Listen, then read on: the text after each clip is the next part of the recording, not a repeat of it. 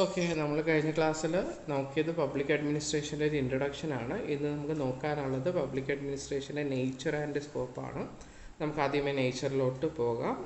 There are two broad views with regard to the nature of public administration.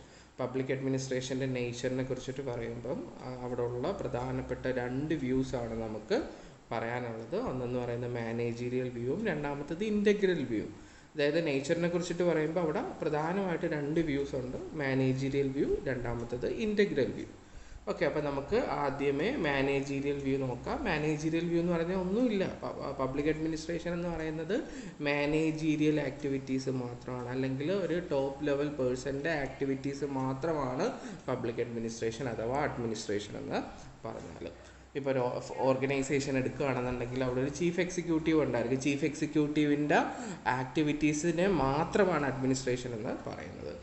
എന്തിൻ്റെ അടിസ്ഥാനത്തിൽ? Managerial വ്യൂവിൻ്റെ അടിസ്ഥാനത്തിൽ. അപ്പം public administration in this context encompasses only the managerial activities and not the technical, clerical and manual activities. അപ്പോൾ എന്താണ് public അഡ്മിനിസ്ട്രേഷനിൽ വരുന്നത്? Managerial activities മാത്രമാണ്.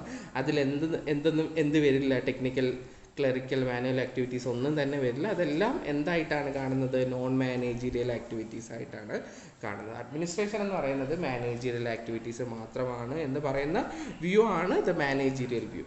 Okay, administration according to this view constitutes the activities only the top persons. അപ്പം ഈ view പ്രകാരം administration എന്ന് പറയുന്നത് top പേഴ്സൺസിൻ്റെ അല്ലെങ്കിൽ ചീഫ് എക്സിക്യൂട്ടീവിൻ്റെ ആക്ടിവിറ്റീസ് മാത്രമാണ്.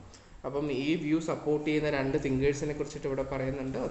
ഒന്നാമത്തെ ഹെർബർട്ട് സൈമൺ ആണ്, രണ്ടാമത്തത് ലുതർ ഗുള്ളിക്കാണ്. പിന്നെന്താണ് വരുന്നത്? Administration has to do with getting things done with the accomplishment of defined objectives. Administration എന്ന് പറയുന്നത് എന്താണ്? കൃത്യമായിട്ട് കാര്യങ്ങൾ ചെയ്തു തീർക്കുക. എന്തിനു വേണ്ടിയിട്ടാണ്? ആ ഒരു ഓർഗനൈസേഷനോ ഫേമോ എന്തോ ആയിക്കോട്ടെ, അതിന് ഡിഫൈൻഡ് ആയിട്ടുള്ള ഒബ്ജക്റ്റീവ്സ് ഉണ്ട്. അത് പൂർത്തീകരിക്കാൻ ആവശ്യമായിട്ടുള്ള കാര്യങ്ങൾ ചെയ്തു തീർക്കുക എന്നുള്ളതാണ് എന്തെന്ന് പറയുന്നത്? അഡ്മിനിസ്ട്രേഷൻ എന്ന് പറയുന്നത്. ഓക്കെ, ഇനി നമുക്ക് നോക്കാനുള്ളത് ഇൻ്റഗ്രൽ വ്യൂ ആണ്. പേരിൽ തന്നെ ഉണ്ട്. നമ്മൾ നേരത്തെ പറഞ്ഞ മാനേജീരിയൽ വ്യൂവിൻ്റെ നേരെ ഓപ്പോസിറ്റ് ആണ് എന്തെന്ന് പറയുന്നത്? Integral view. അപ്പം ഇതിൽ പറയുന്നത് എന്താണ്? അഡ്മിനിസ്ട്രേഷൻ എന്ന് പറയുന്നത് മാനേജീരിയൽ ആക്ടിവിറ്റീസ് മാത്രമല്ല, അതിൽ എന്തൊക്കെ വരും? ടെക്നിക്കൽ വരും, ക്ലറിക്കൽ വരും, മാനുവൽ ആക്ടിവിറ്റീസ് എല്ലാം തന്നെ വരും.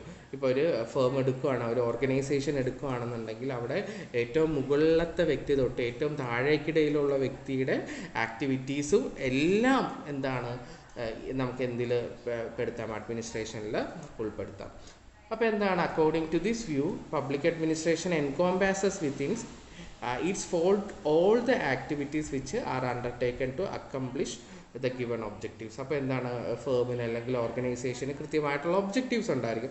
ആ ഒബ്ജക്റ്റീവ്സ് നിറവേറ്റാൻ വേണ്ടിയിട്ട് ഉപയോഗിക്കുന്ന എല്ലാ ആക്ടിവിറ്റീസും എന്തിൽ വരും? പബ്ലിക് അഡ്മിനിസ്ട്രേഷനിൽ വരും. In other words, public administration is the sum total of managerial, technical, clerical and manual activities. അപ്പം പബ്ലിക് അഡ്മിനിസ്ട്രേഷൻ എന്ന് പറയുന്നത് എന്താണ്? സം ടോട്ടൽ ഓഫ് ഈ പറയുന്ന managerial, technical, clerical and manual activities ആണ്.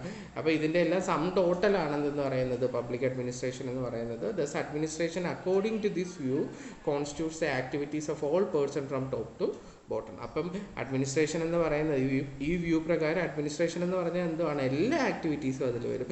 ഏറ്റവും മുകളിലത്തെ വ്യക്തിയുടെ ആക്ടിവിറ്റീസ് തൊട്ട് ഏറ്റവും താഴത്തെ വ്യക്തിയുടെ ആക്ടിവിറ്റീസും എന്തിൽ നമുക്ക് ഉൾപ്പെടുത്താം? അഡ്മിനിസ്ട്രേഷനിൽ നമുക്ക് ഉൾപ്പെടുത്താം. ഇത്രയും കാര്യങ്ങളാണ് നമുക്ക് നേച്ചറിൽ എഴുതാനുള്ളത്. ഇനി നമുക്ക് പഠിക്കാനുള്ളത് പബ്ലിക് അഡ്മിനിസ്ട്രേഷൻ്റെ സ്കോപ്പാണ്. നമ്മൾ നേച്ചറിൽ രണ്ട് വ്യൂ ഉള്ളതുപോലെ തന്നെ നമുക്ക് സ്കോപ്പിലും എന്ത് നോക്കാനുണ്ട്? രണ്ട് വ്യൂസ് നോക്കാനുണ്ട്. അതിൽ ഏറ്റവും പ്രധാനപ്പെട്ട ഒരു വ്യൂ ആണ് പോസ്റ്റ് കോർബി വ്യൂ. പോസ്റ്റ് കോർബി വ്യൂവിൽ നിന്ന് മാത്രമായിട്ട് വേണമെങ്കിൽ എക്സാമിന് ക്വസ്റ്റ്യൻ ചോദിക്കാവുന്നതാണ്. അപ്പം അത് നമുക്ക് അടുത്ത വീഡിയോയിൽ നമുക്ക് നോക്കാം. എന്തെങ്കിലും ഡൗട്ട് ഉണ്ടെങ്കിൽ ചോദിക്കാം.